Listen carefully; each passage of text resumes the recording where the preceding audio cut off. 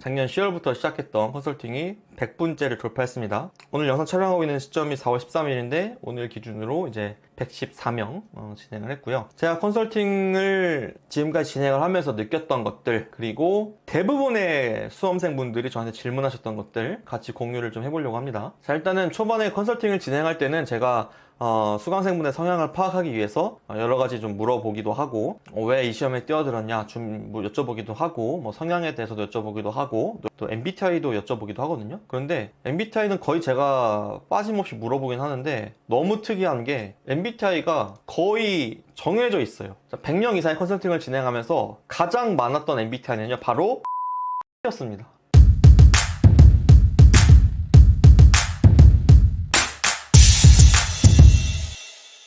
먼저 느꼈던 게 학벌이에요, 학벌. 제가 서울대, 고대 출신 없었고, 연대, 그리고 서강대, 성균관대, 뭐 한양대, 뭐 중앙대, 뭐 수많은, 뭐 이화여대, 뭐 숙명여대, 건대, 국민대, 뭐 웬만한 대학교 컨설팅 다 해봤고, 또 반대로 2년제를 나오시거나 지방대를 나오시거나 고졸인 분에 대해서도 컨설팅을 진행했었습니다. 그런데 제가 이제 데이터베이스가 쌓여 있잖아요. 100명이 넘는 데이터베이스가 쌓여 있는데, 제가 느꼈던 또 학벌에 대한 단상 중 하나는 그냥 하는 말이 아니라 정말 학벌은 중요하지 않구나라는 거를 너무나도 크게 지금도 느끼고 있습니다. 제가 컨설팅 초반에 수강생분들이 어떻게 공부하고 계신지를 파악하기 위해서 체크리스트를 작성을 부탁드리거든요. 그럼 거기에 이제 이분이 어떤 생각을 갖고 있는지, 어떤 습관을 갖고 있는지, 어떤 공부에 대해서 잘못된 인식을 갖고 있는지를 이제 어느 정도 파악이 되거든요. 근데 초반부터 제가 이제 학벌을 여쭤보진 않아요. 그런데 체크리스트를 하고 나서 컨설팅 어느 정도 진행되고, 그리고 이제 학벌을 여쭤볼 때도 있는데, 대부분이 제 예상을 빗나가거나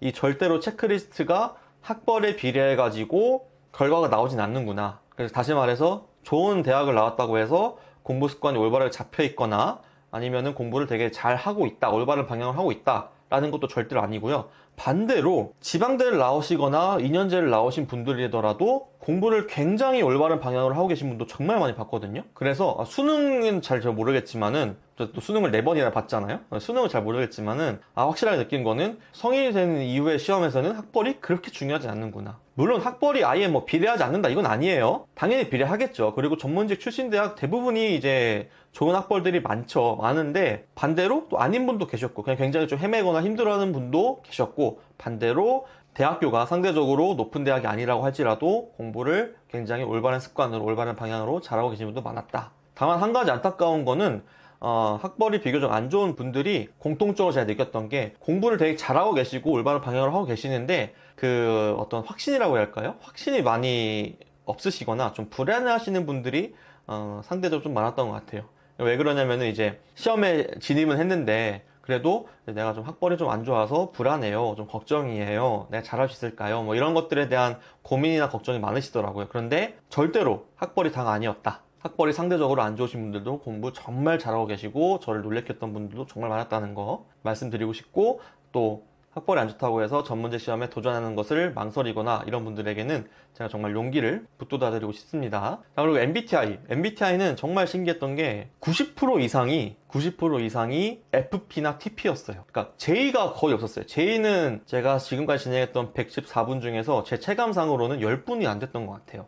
그러니까 나머지는 이제 다 P라는 거죠, P. 그리고 뭐 E냐 I냐 뭐 S냐 N이냐 이건 중요하지 않았던, 이거는 크게 뭐 반반이었던 것 같고요. FP랑 TP가 정말 압도적이었다. 그래서 제가 가끔은 여쭤보기도 하거든요. 왜 컨설팅을 신청하셨냐 하니까 FP이신 분들은 약간 좀 즉흥적이시더라고요. 그래서 제가 열심히 만들어 놓은 컨설팅 상세 페이지나 후기들 잘 보지 않으시고 이거 그냥 해야겠다, 이거 무조건 내가 해야겠다, 내가 찾던 거다 하고는 바로 신청을 하시더라고요. 그게 조금 저는 신기했어요.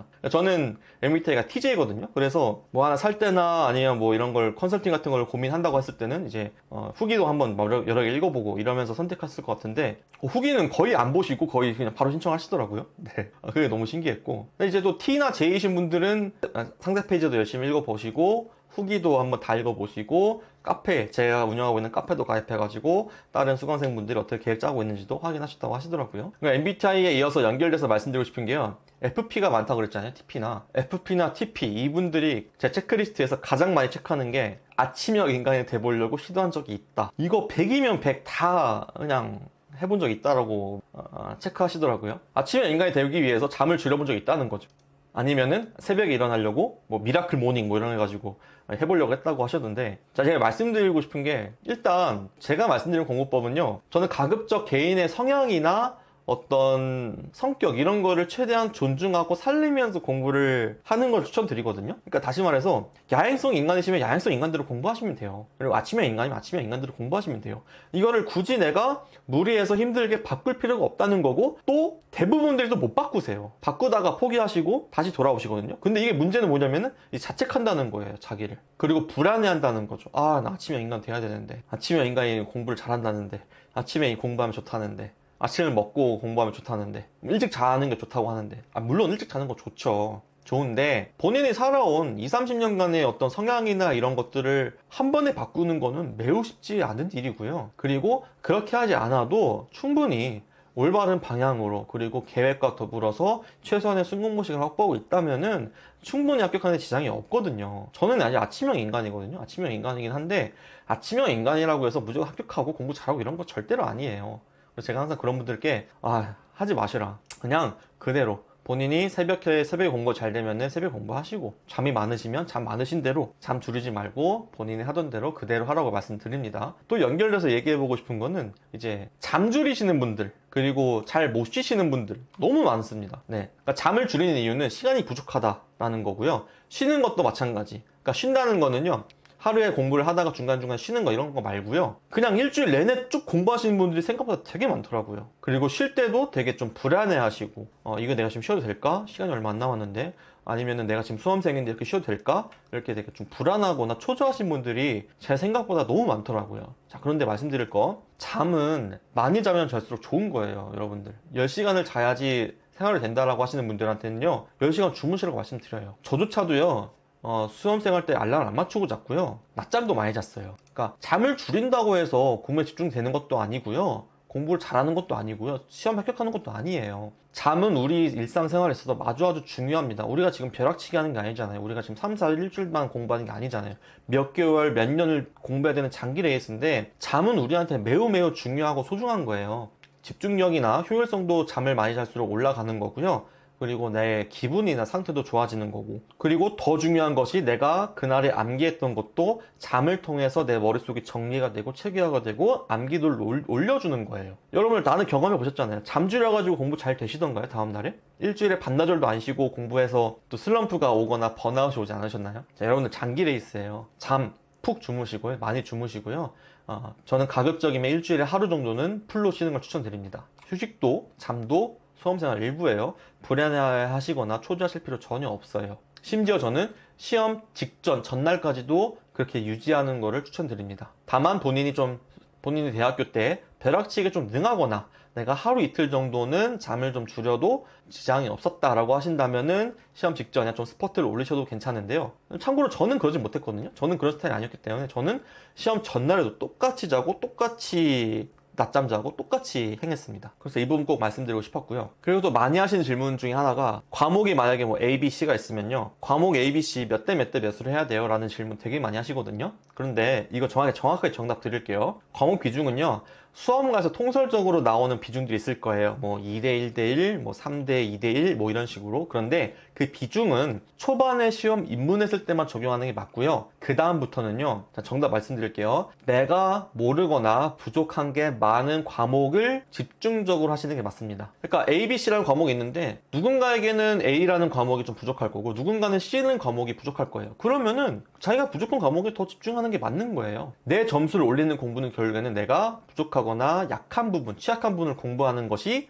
가장 빠른 방법이거든요. 그렇기 때문에 과목 비중에 대해서 매몰려지 마시고요. 다만 수험가에 있는 그 3대 2대 1이나 뭐 2대 1대1 이런 거는 보통 대부분 과목의 양이나 비중, 시험에 있어서의 그 과목에 대한 비중으로 대부분이 이제 이루어질 거예요. 하지만 그 비중이라는 거는 처음에 입문할 때만 참고를 하시고요. 점점 공부가 진행되면 진행될수록 내가 모르고 취약한 부분들을 우선적으로 잡아나가면서 비중을 늘려나간다, 이렇게 생각해 주시면 좋을 것 같습니다. 계획에 대해서도 좀 말씀드리고 싶은 게 있는데, 제가 3가지 요소가 있으면 합격할 수 있다고 그랬죠. 첫 번째가 방법, 올바른 방법, 방향성. 두 번째가 계획. 세 번째가 최소 하루 순공부 시간 4-5시간. 이 세 가지만 있으면 저는 모든 시험에 합격할 수 있다고 생각을 하지만, 반대로 이 세 가지 중에 하나라도 없으면은 저는 차라리 공부하지 않는 걸 추천드립니다. 그러니까 무슨 말이냐, 많은 분들이 방향성 중요하게 여기세요. 그러니까 이제 네이버나 유튜브에 공부법 찾아보는 거죠. 그리고 순공부 시간 4~5시간 정도는 확보 어느 정도 잘 하시거든요. 그런데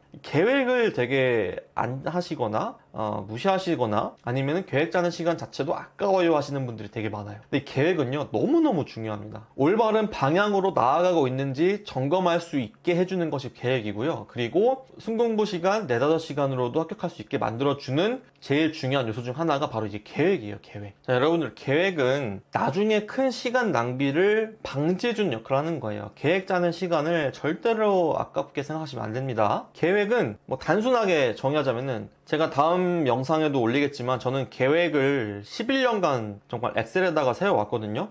참고로 그 댓글이나 설명란에 있는 홈페이지 들어가 보시면은 제가 만든 계획 엑셀 양식 무료로 배포하고 있습니다. 참고하시면 좋을 것 같고요. 이 계획이라는 거는 한 문장으로 정의를 한다면은, 과거의 기록들을 토대로 내가 지금 무엇을 해야 시험 점수가 오를까? 어떻게 공부 순서를 배치해야 내 점수가 조금이라도 오를 수 있을까? 이러한 가능성, 즉 내 방향성들을 계속해서 끊임없이 고민하고 성찰한 결과가 바로 이 계획인 거예요. 여러분, 계획 세우는 시간을 아까워하지 마세요. 계획이 없으면요, 계속 쳇바퀴 도는 수험생활을 하게 돼요. 예를 들면 이렇게 되는 거예요. 공부를 쭉 해요. 계획 없이 하다가 시험이 한 달 남았어. 시험 한 달 남았다.